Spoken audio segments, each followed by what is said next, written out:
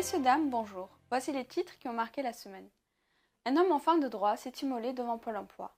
L'homme s'est immolé mercredi à Nantes par le feu devant l'agence Pôle emploi de son domicile.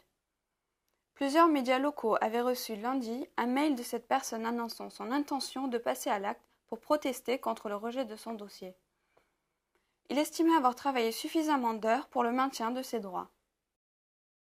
La France ouvre un nouveau chapitre sur les relations entre la Turquie et l'Union européenne. La France est favorable à l'ouverture d'un nouveau chapitre dans les négociations avec la Turquie en vue de son adhésion à l'Union européenne. C'est ce qu'a annoncé mardi le chef de la diplomatie Laurent Fabius, qui en a informé son homologue Ahmet Davutoğlu lors d'un entretien à Paris. Laurent Fabius a dit être favorable à l'ouverture d'une discussion sur le chapitre 22 relative à la politique régionale. Il y a la question des relations entre l'Union européenne et la Turquie, et je vais confirmer que le principal est favorable, c'est un peu technique si vous voulez, mais que pour nous la discussion, ce sera après le chapitre 22, ce sont les deux. Le chapitre 22 porte sur la redistribution des aides de l'Union européenne aux régions et sur la contribution du pays candidat aux fonds régionaux. Gilles Weinstein s'est éteint le mardi 5 février 2013. Historien français spécialiste d'histoire turque et ottomane, il s'est éteint à l'âge de 67 ans des suites d'une longue maladie. L'historien aura marqué par ses nombreuses recherches consacrées au monde turc. Ce grand maître de la turcologie française, comme il est surnommé par ses admirateurs, aura contribué à accroître le savoir sur la riche histoire de la Turquie. La Turquie espère avoir remboursé l'intégralité de sa dette auprès du Fonds monétaire international en mai prochain. Le Premier ministre Recep Tayyip Erdoğan a déclaré que la dette s'élève à 643 millions d'euros.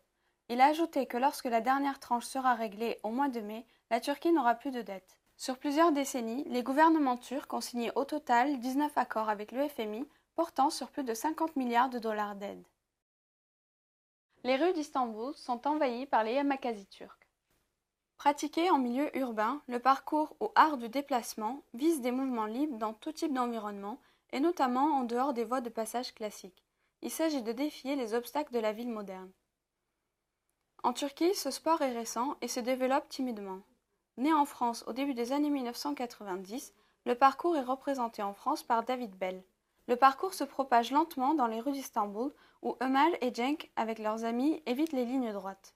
Ce sport, largement pratiqué dans le monde, est fréquemment utilisé dans l'industrie cinématographique.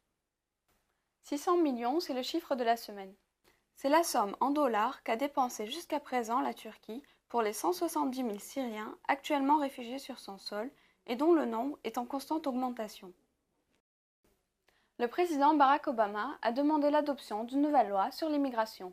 Lors de son discours sur l'état de l'Union, le président a appelé le Congrès à adopter une loi globale de réforme du système d'immigration au cours des prochains mois.